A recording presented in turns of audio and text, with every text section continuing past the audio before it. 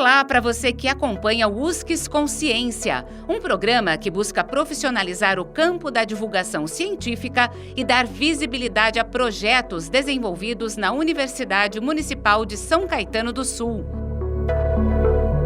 O USCS Consciência foi criado para conectar ciência e sociedade e se dedica à prática de divulgação científica a partir dos meios de comunicação em diferentes formatos e linguagens.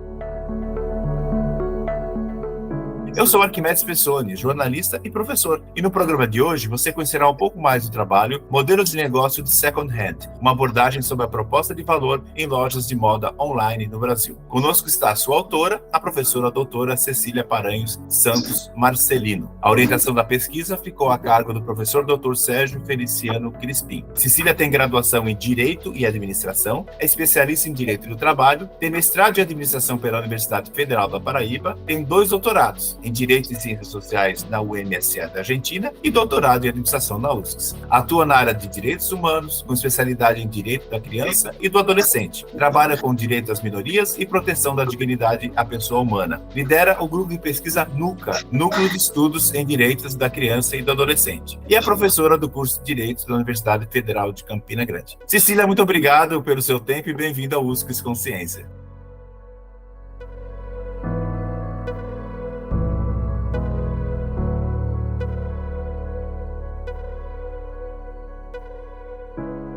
Eu que agradeço o convite, Arquimedes, da USC, particularmente, o seu convite também para essa conversa aí que a gente vai ter sobre esse trabalho de tese lindo que eu amo, sou uma apaixonada por modelos de negócio second hand, E para mim hoje a conversa é fantástica, acho que vai ser uma troca de conhecimento, uma fala de experiências muito boa. Então vamos começar pela tal da temática, porque eu estou vendo pelo teu currículo, ok, você é de advogada, você trabalha com administração, mas trabalha com direito de minoria, e aí como eu não li os seus trabalhos de mestrado, doutorado em outros, você tem tantos, que manda ter 2 doutorados, eu acabei falando, como é que chegou, ela deve ter uma lojinha lá, ela deve vender na Shopee, por que você foi estudar second hand? Conta essa história da temática. Então, pela minha formação, eu atuo com maior ênfase na área realmente do direito, certo? Só que eu trabalho com populações vulneráveis no direito. E o second hand é uma das artimanhas que a baixa renda se utiliza muito. Eu observo nos meus trabalhos de campo, nas minhas visitas de campo, com meus grupos de extensão, com meus grupos de pesquisa de campo, a gente sempre observa nas periferias lojinhas de trocas, lojinhas de reuse. E o que é, quando eu fui para o doutorado, eu logo me identifiquei com o professor Sérgio Crispim, porque ele tratava de modelos de negócio. E eu vi aí uma oportunidade, tanto de associar aquele nicho, aquelas pessoas com as quais eu trabalhava, eu tratava do meu dia a dia, com uma espécie de profissionalização, e organização de gestão dos seus negócios. E aí casou, algo que eu já lia, que eu já trabalhava, algo do qual eu também já faço parte, do second hand. Eu mantenho um site no Instagram, na internet, onde a gente também coloca produtos à venda. E o que é que acontece? Casou com a ideia do modelo de negócio, que era o foco de trabalho do meu professor orientador, muito estimado. A gente juntou essa questão aí e daí nasceu uma proposta de investigar lojas, que tivessem já um modelo de negócio que trabalhasse o second hand. E o que é second hand? É a revenda, de produtos usados. Eu usei esse produto, ele não ainda tem vida útil. No mercado tradicional, a gente descartaria esse produto. Na ideia second hand, uma ideia aí que tem por trás, um plano de sustentabilidade, a gente vai reaproveitar esse produto, de uma forma ambientalmente correta, de uma forma economicamente mais acessível para as populações e também de uma forma educativa no sentido, de promover essa sustentabilidade, de não extinguir a vida útil do produto. Então, a gente casou essas ideias aí e, no caso da tese, nós nos direcionamos para estudar lojas mais robustas, que já tivessem já uma estrutura mais organizada e, assim, compreender toda a dimensão dessas lojas aí, e quem sabe, né, no futuro dessa tese, a gente já tem alguns trabalhos publicados aí, e fisgando, retirando pedaços que pudessem, de forma prática, tanto, né, me agregar ao trabalho e também agregar a questão, né, da pesquisa científica aí nesse sentido, que ainda é pouco desenvolvida no sentido do estudo do modelo de negócio aqui no Brasil. Ô, Cecília, eu até tomei a liberdade, eu li o teu doutorado, né, achei ótimo, mandei para um amigo que ele é antiquarista, né, ele costuma vender aqui na Feira do Bexiga, que é super famosa em São Paulo, né, e aí eu estava lendo da questão das terminologias para os formatos de comércio second hand, porque second hand é uma linguagem chique, né, é americanizada, tal. Eu falei, mas o que é exatamente? E aí você coloca lá, né, que a questão assumem várias possibilidades, como mercado de pulga, bazar, vendas de garagem, antiquários, vintage clothes store, desapego, que tem um monte, né, resale, leilão, então tudo isso está no guarda-chuva do second hand, né? Exato. Isso. Agora, quando você chegou e sentou com o Crispim e falou, Crispim, eu quero estudar mais ou menos isso, a gente sabe que, né, o universo é grande, você tem que afunilar, né? Foi difícil chegar eu vou até ler porque as pessoas não conhecem o trabalho. A sua pergunta problema é: como se configura a proposta de valor nos modelos de negócio de second hand online no setor de moda no Brasil? Ou seja, foi dando uma funilada, para você não falar do mundo, né, porque o mundo era grande, até vocês chegarem nessa pergunta, demorou? Demorou porque, assim, quando a gente tem uma ideia, né, a ideia ela é sempre ampla. E aí, nossa, eu teve uma hora que eu disse assim, vou gastar passagem aérea visitando todos os estados do Brasil inteiro e localizando todas as lojas second hand. A doida de Paraíba, não. Pronto. Tem uma hora assim que você é extremamente abrangente. Então, para a gente chegar à pergunta específica de pesquisa, nós, na verdade, assim, peneiramos, né? Triamos muita coisa e resolvemos enveredar por um campo onde a gente vê que pós-pandemia, e o meu doutorado, né, em gestão, em administração na USCS, ele foi naquele período assim, antes da pandemia, durante a pandemia e pós-pandemia. E nesse entremeio, o que pôde se observar no campo da administração de negócios? O grande boom de negócios na internet. Online. E o negócio online, o e-commerce, ele já vinha crescendo. Acho que essa é uma tendência que não termina aqui. Ele vai crescer cada vez mais. E assim, eu espero, porque são outras oportunidades de negócio. Mas o negócio online, ele deu um salto, porque nós ficamos privados do negócio físico. Né? Então, muitas lojas second hand, né? Ou brechós, ou mercadinhos de pulga, ou lojas de vendas de garagem, elas nunca tinham feito, passaram a fazer uso da internet até para se divulgar. Até porque, um pouco antes, tipo 10 anos atrás, quando você falava de usados, de venda, era sempre associado a coisas velhas. Sim. E hoje não. Usado, o second hand usado, essa palavra até como você colocou, né? É bonita, americanizada, mas é uma palavra de marketing. Sim. É uma palavra para propagandar a ideia. Ela traz em si também uma nova mentalidade, que esses second hand, eles são modernos, eles são atuais e eles estão também no e-commerce, eles também estão lá no mundo virtual. E a gente afunilou, fomos para o segmento de roupas, né? Roupas, moda, na verdade o segmento foi moda, roupas, calçados e acessórios, né? Nesse sentido. Fomos para esse segmento, fomos para a internet, trabalhar com e-commerce, porque, inclusive, no Brasil, as lojas de maior projeção second hand, elas eram, no momento, lojas virtuais, né? O que difere um pouco de outros países, por exemplo, na França, onde a gente tem um second hand, um e-commerce, um modelo de negócio second hand já bem desenvolvido, né? Ele é bem recebido pela população, pelo consumidor daquele local. E nos Estados Unidos também, nós temos grandes lojas físicas, mas no Brasil ainda não.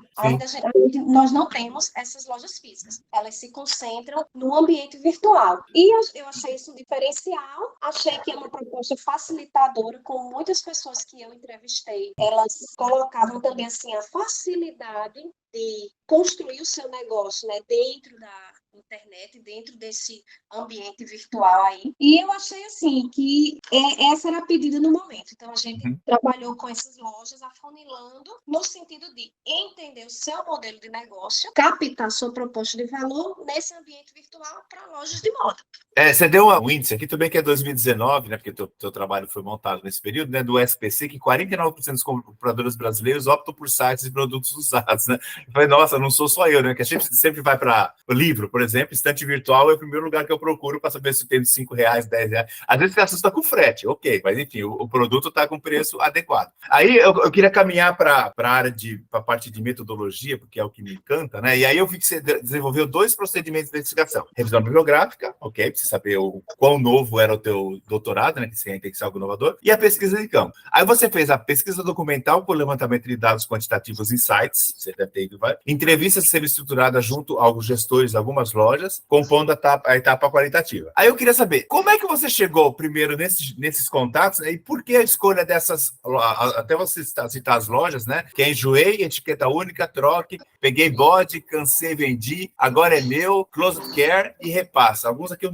realmente nunca tinha visto. Como é que você chegou nessa?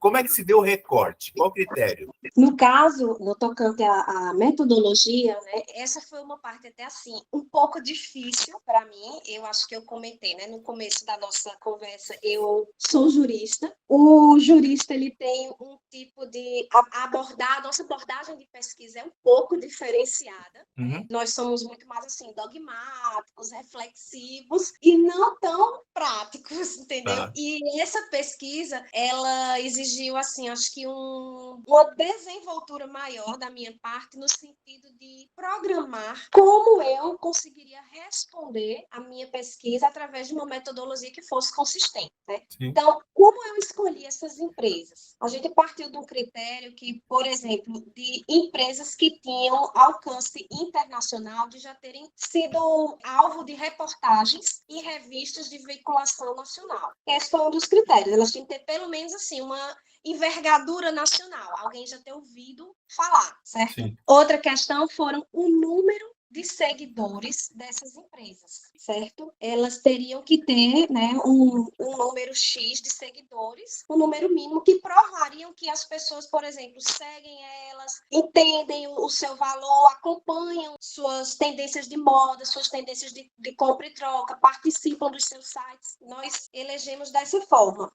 Esses foram alguns dos critérios, né, para a gente juntar essas empresas aí. E o que aconteceu até nessa junção? Nós selecionamos algumas empresas, no início foram o dobro das empresas que a gente tem aí, mas algumas foram cortadas porque ao longo do trabalho a gente observou que elas não tinham nenhuma estrutura organizacional possível de ser examinada, entendeu? Então, essas que restaram foram empresas também que mostraram o mínimo de arranjo, né, suficiente para que a gente conseguisse trabalhar aspectos do modelo de negócio, pelo menos assim, é um modelo de negócio base, não são empresas bem diferentes. Aí eu tenho grandes empresas como o Enjoei, tenho uma pequena empresa como o Closet, né, que é uma empresa regional, localizada, mas que já conseguiu envergadura, né, de veicular em uma revista, né, de alcance nacional, e guardam, dentro das suas divergências, elas guardam semelhanças. E aí a gente juntou essas daí e trabalhamos sobre elas. Para trabalhar com essas empresas, eu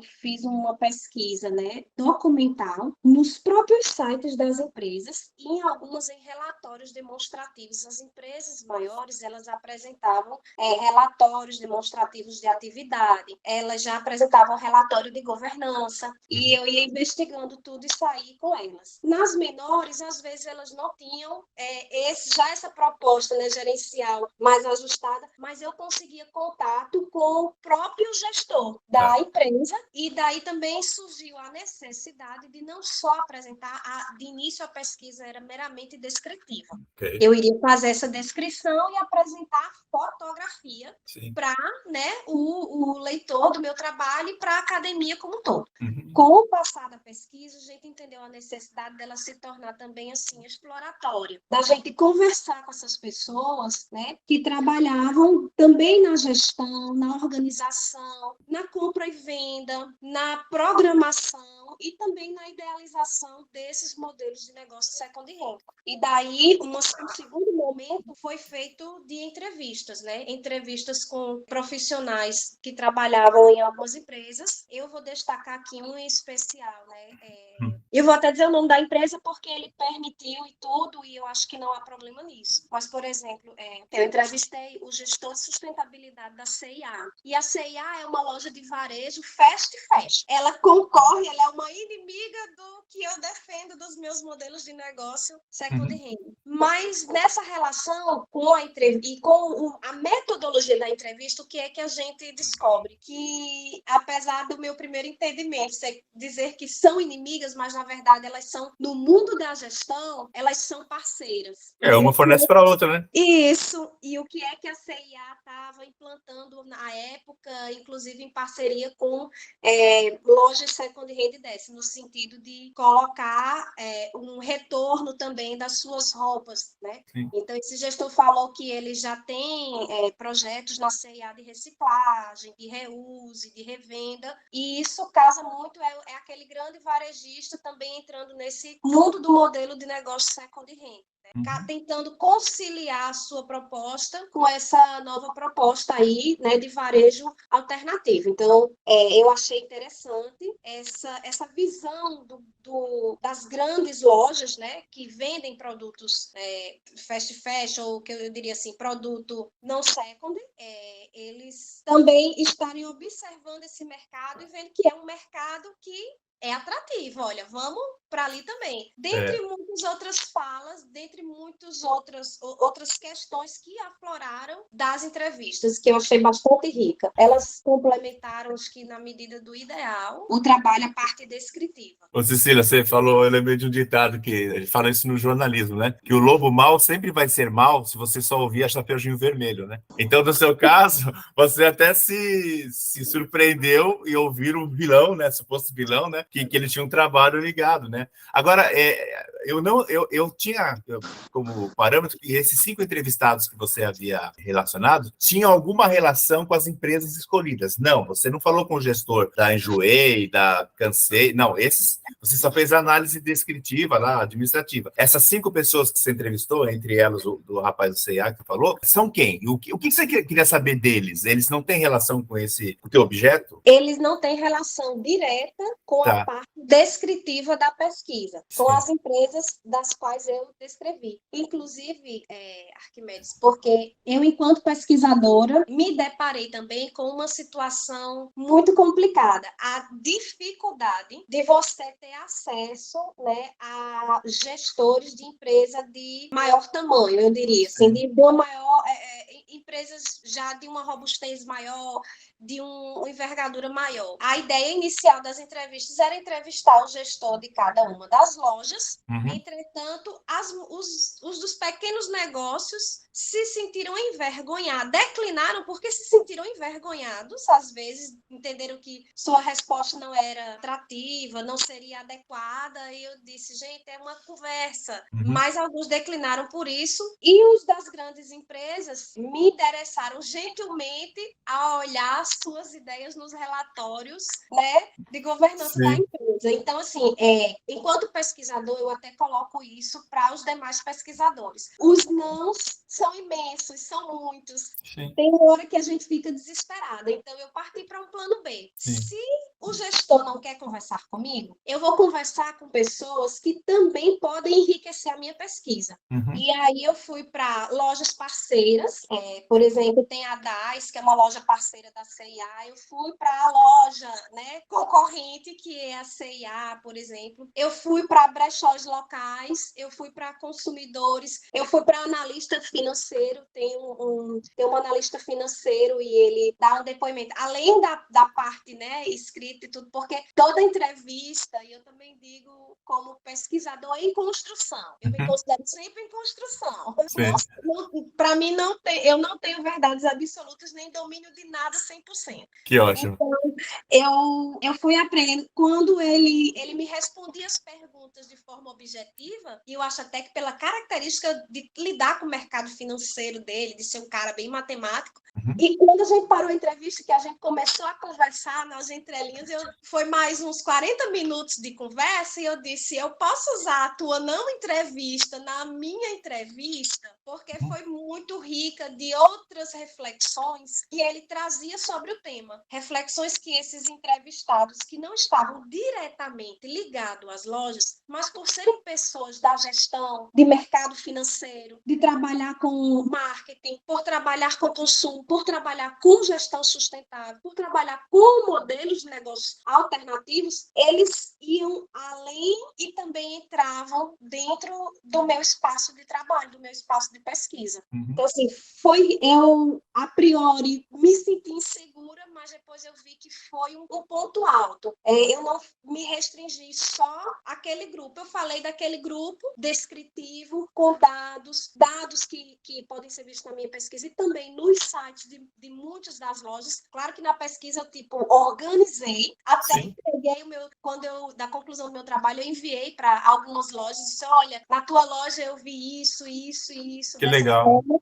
E muitos me responderam, agradeceram, disseram que já estão também fazendo, né? Estão repensando algumas outras formas de trabalhar, então eu achei bem interessante. Mas essa era uma parte descritiva. E que o fato de eu não ter conversado especificamente com o dono, o proprietário ou o CEO das lojas, o fato de que eu trouxe pessoas diversas, elas agregaram. Sim. Elas olharam para o todo. Talvez o gestor, vamos dizer, da etiqueta única, o gestor da Troc, né?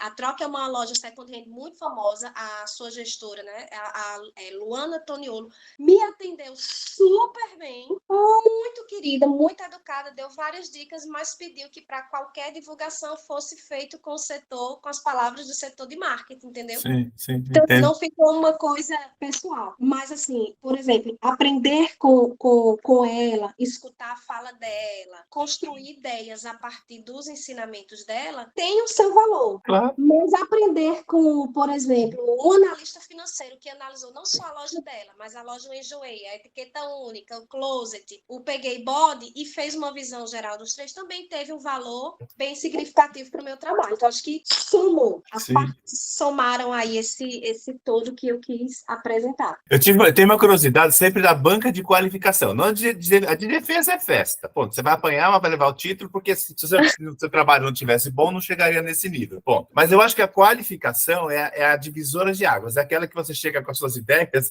e a pessoa fala, o tempo que você precisa são 12 anos para fazer isso, não vai dar tempo. Ou então, essa metodologia não vai chegar na resposta da tua pergunta problema. Como é que, assim, em que estágio você chegou na sua banca de quali? Você já tinha escolhido as 8 empresas? Você já tinha feito entrevista? Que aparentemente, esses obstáculos que você colocou aí de não acesso e tal, foi como construir o termômetro e medir a febre ao mesmo tempo. Você teve que se virar nos 30 para dar conta, né? Mas em que estágio que a banca entrou no teu trabalho? Você já tinha feito alguma coisa ou você, a partir daí, mudou a tua conduta? Não, a banca de qualificação, e aí, Arquimedes, eu vou ratificar e assinar embaixo do que você falou. Eu acho que, não desmerecendo a defesa, porque eu acho que ela é um momento, né, simbólico, mas, na verdade, a prova de fogo, como a gente pode nomear, é a qualificação. E para a qualificação, eu fui com uma proposta.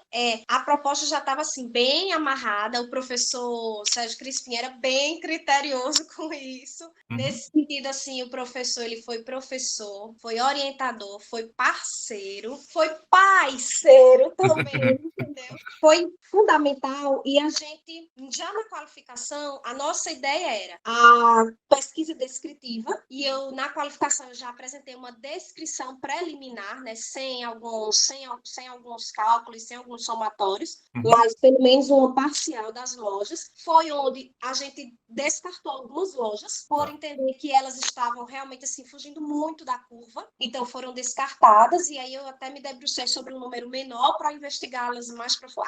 tanto no quesito descritivo, mas com relação a mais particularidades, né, de cada um, e também com relação às entrevistas, porque já na qualificação, por orientação do meu professor, né, e eu achei lindo dele, ele disse, você tem que, na qualificação, levar todos os nomes. E eu cheguei na qualificação pronta para ser reprovada.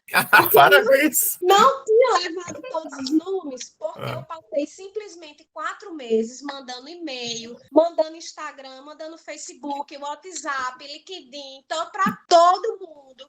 Eu já estava até descobrindo, investigando a família dos gestores. Nossa! Assim, vou falar com a mulher. Stalker! Não, stalker é todo mundo, né?